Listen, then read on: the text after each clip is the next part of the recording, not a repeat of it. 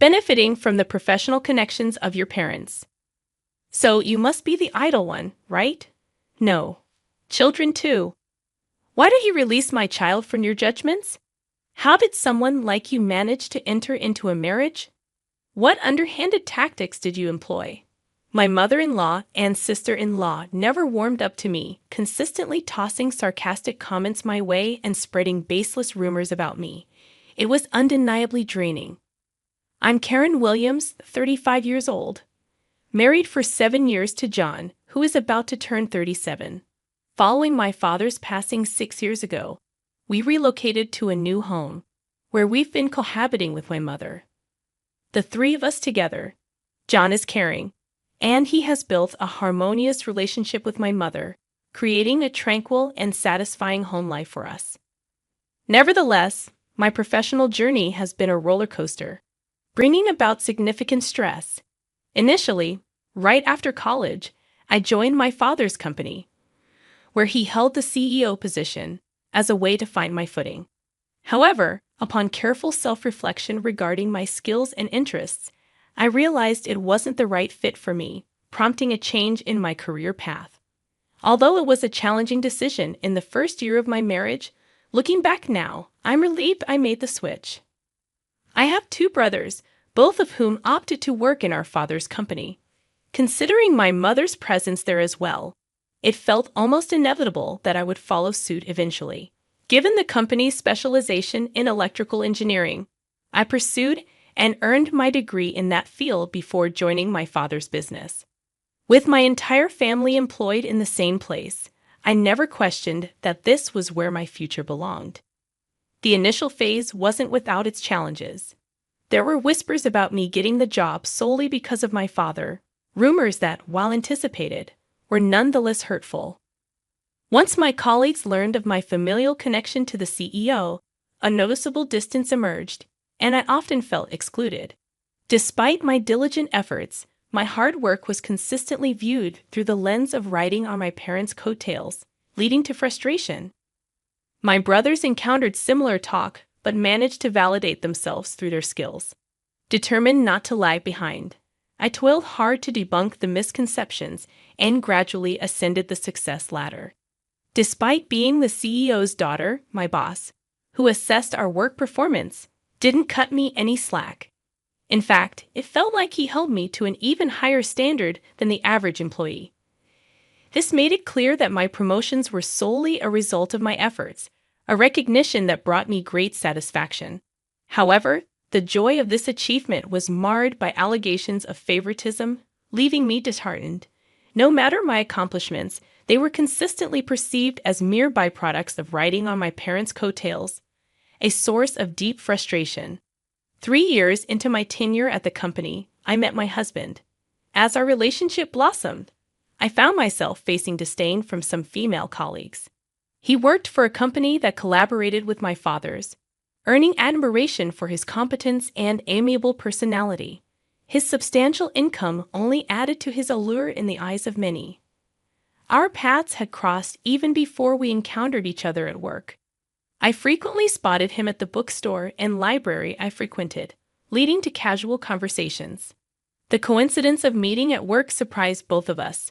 Our shared love for reading quickly blossomed into a relationship, triggering jealousy and gossip among my coworkers.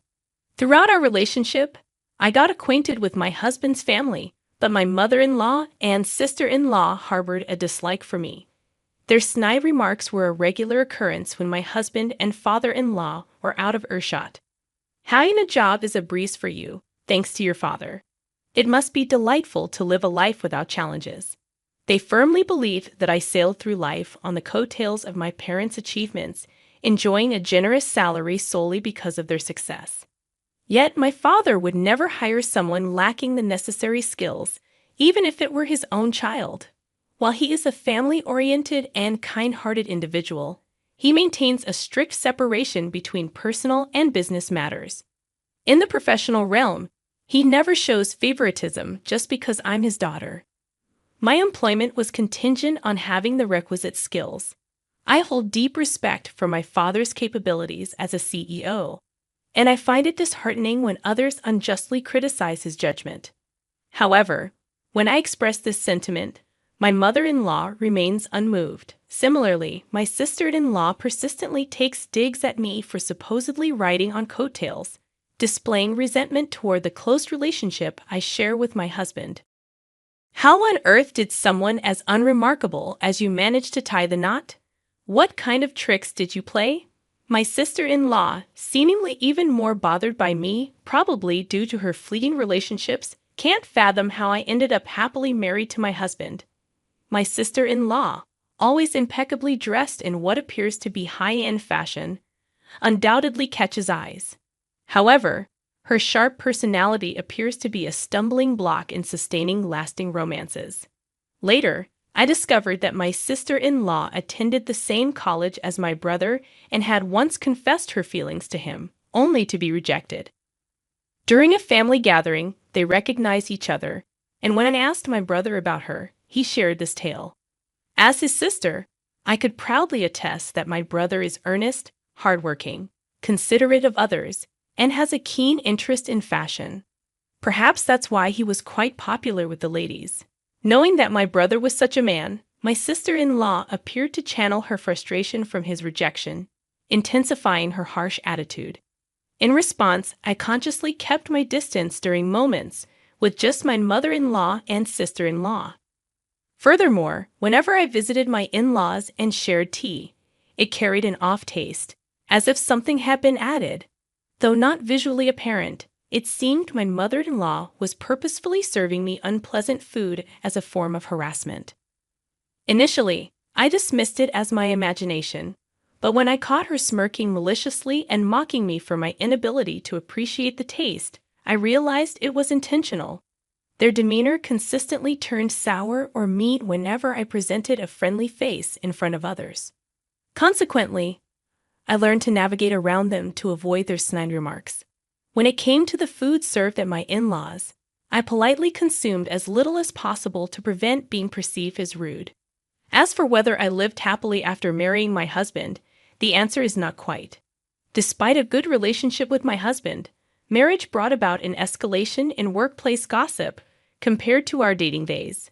The negativity at work intensified, and coupled with the ongoing harassment and sarcasm from my mother-in-law and sister-in-law, I found myself gradually losing my spirit. While I found fulfillment in my work, the toxic environment made me question its acceptability. Contemplating my future became a recurring theme, especially when my father passed away, and my brother assumed the role of CEO, sparking gossip about me being the CEO's sister. The shock of losing my father shattered my spirit, and I felt incapable of continuing at the company. Despite always envisioning a career at my father's company, I hadn't considered what type of job I might pursue next. Years of enduring gossip and sarcastic remarks had taken a toll on my self-esteem, reducing me to tears at the slightest provocation. Confused by my involuntary tears and unable to pinpoint the source of my sadness, I felt utterly lost. Witnessing my emotional state, my mother and husband expressed genuine concern and provided unwavering support. With their assistance, I gradually began to heal and sought guidance from my mother about charting a new path for the future. I've been contemplating trying a different job, but I don't think I possess any particular skills. Is there anything suitable for me? I expressed my thoughts, feeling a wave of despondency, convinced I had little to offer, as I asked my mother in a disheartened tone. To my surprise, she responded, "Karen, you've always had a passion for reading and writing stories, haven't you? I believe a job involving writing would be well suited for you." Her words triggered a recollection. It was true. I had always been an enthusiastic reader, excelled in liberal arts subjects during my school days, and actively participated in the literature club, where I found joy in writing novels and poems. The memories of those times filled me with a sense of happiness. I still cherished reading books to this day. Encouraged by my mother's insight, I began seriously considering a career in writing. Upon introspection, I acknowledged that a career in electrical engineering wasn't the right fit for me. My mother had consistently urged me to choose a job I loved since my student days. However, I failed to grasp it back then. It seemed my mother understood me better than I understood myself. With newfound clarity, I decided to embark on a fresh journey and set my sights on becoming a novelist, beginning my career in writing. Nonetheless, as a novice, finding work proved challenging, and I found myself depleting my savings every day while diligently facing my computer, immersed in writing. In the initial stages, my motivation stemmed from proving others wrong, but now my efforts are driven by a desire to fulfill my own aspirations. Despite the obstacles, I derive more satisfaction from the process. I invest more hours in crafting stories than I did during my tenure at a company, dedicating the majority of my day to the creative process. Over time, my income grew, reaching the point where, by the second year, I matched the salary of an average office worker. Though less than my previous earnings in the fourth year, one of my novels received an award and was published. This led to a contract with a publishing house, establishing a consistent flow of work. By the fifth year, a hit novel catapulted my earnings beyond my husband's substantial salary. Subsequently, my work transitioned into adaptations for comics and dramas, keeping me occupied while ensuring a steady income. The journey has been challenging, but as a novelist, I now realize that my previous occupations were not well suited for me. However fitting the role of a novelist may be for me, reaching this point wouldn't have been possible without the substantial support from my mother and husband. Regrettably, my mother-in-law and sister-in-law, upon learning of my novelist endeavors, preemptively dismissed my chances of success and began making disparaging comments, insinuating that I was merely relying on my husband. The comments took a turn for the worse after my father-in-law's passing. Since I predominantly write from home, they took to labeling me as a nerd. Their jealousy intensified due to our residence in a high-rise luxury condo, making their remarks even more spiteful. "You're just idling at home, living off your husband's earnings, aren't you? Must be nice. Life's easy when you don't have to work for it." They presume my husband is solely responsible for our condo purchase and covers all our living expenses. Their conviction that I don't contribute financially is especially pronounced, particularly since I made a career switch to become a novelist. The condo, in reality, was an inheritance from my father, so my husband played no role in acquiring it. The impressive amenities within the building practically eliminate the need for me to venture outside, further fueling their misconception that I'm a recluse. However, I share the living costs with my husband, a fact I've clarified multiple times. Despite my explanations, they persist in believing that my husband covers all expenses. Their comments persist behind my husband's back, and I endure it, despite the stress it brings. On top of that, they make insensitive remarks about my decision not to have children, a topic that first emerged when I turned 30, and has since become tiresome. Now, at 35 and still childless, I find myself growing concerned. Two individuals have made me uncomfortable, dismissing my work explanations and opting instead for insults. In response, I discreetly sought advice from my mother and husband. During my time at the company, I refrained from seeking advice until I reached a breaking point. Learning from that experience, I made a conscious effort to communicate early on, particularly with my mother. Since the two individuals in question are part of my husband's family and maintain a facade of decency in front of him, I chose to convey things to him in the gentlest terms possible. "You don't need to handle those two. I'll take care of any meetings or communications with them." He was well aware of the challenging period I was going through. Recognizing my emotional instability due to backbiting, he made an effort to minimize my interactions with them, ensuring I didn't have to face them more than necessary. Thanks to him, the instances of enduring their snide remarks diminished. Yet there were moments when their malice still affected me. Nevertheless, the knowledge that I had allies in my mother and husband swiftly aided in my recovery. Regarding the matter of not being able to have children, my mother, who had me at an older age, reassured me that there was no rush. "It's simply not the right time yet. I had you later in my life, so there's no need to worry, don't you think? I won't stress about it too much, and I'll patiently wait. Conversations with my mother, considering my current workload and the negativity from those two, led me to believe that I couldn't afford to have children at the moment. Despite feeling a sense of urgency, I decided to minimize my concerns as much as possible. Though I continued to endure snide remarks from the two of them, my mental state was more stable than when I was employed at the company. The house my father bequeathed us was well designed and well located, providing a peaceful abode where I lived harmoniously with my mother and husband, experiencing genuine happiness. Additionally, the shared facilities offered gym equipment and a workspace, allowing me to exercise and take breaks during work, facilitating a smoother daily routine. However, one day, my energetically working mother suddenly collapsed and succumbed to a stroke. She had gone to work as usual, and I had bid her farewell with a smile. Without any chronic illnesses, I had presumed she would live much longer, making the news of her passing all the more shocking. Upon reaching the hospital, I gazed at her peaceful face, resembling someone who had just fallen asleep, with a sense of disbelief. Though it felt unreal as I organized her funeral, my emotions gradually settled, and I mourned quietly.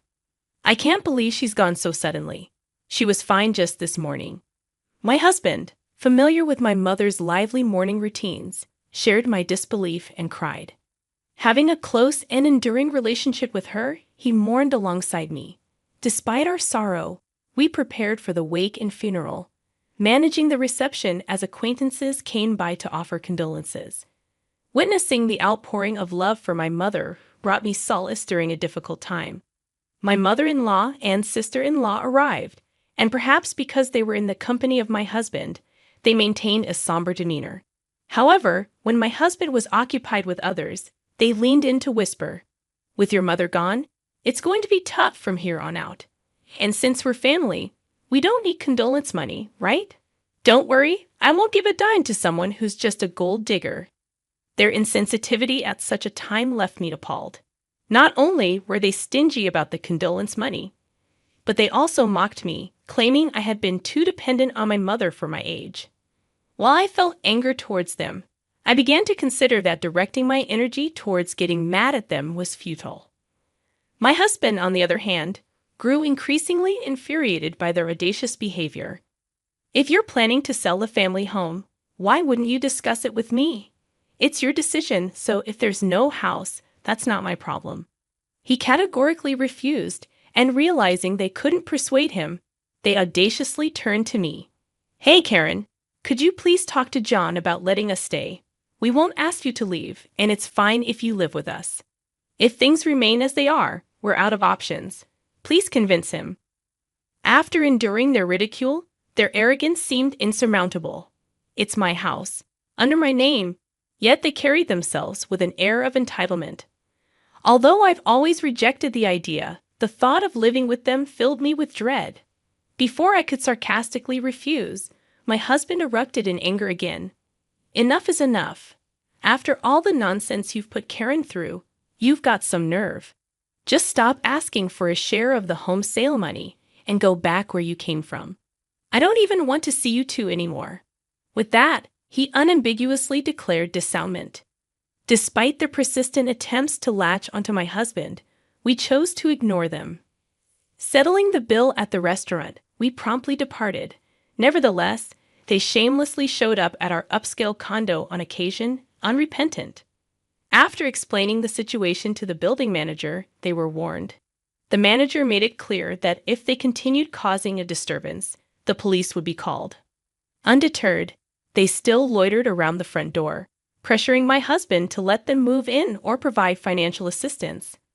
When my husband, reaching his limit, threatened to involve the police, they finally ceased their visits. It seemed he was serious about severing ties, taking legal steps to disown them. However, their persistence took a new form as they inundated our phones with messages and emails, pleading to live with us and requesting money. The constant harassment reached a breaking point, prompting me to immediately block their numbers. It turned out their family home was difficult to sell for a substantial amount due to its age and inconvenient location.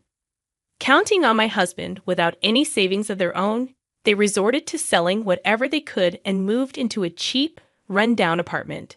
Struggling to find stable employment, they now scrape by with multiple part-time gigs, leading a busy but challenging life.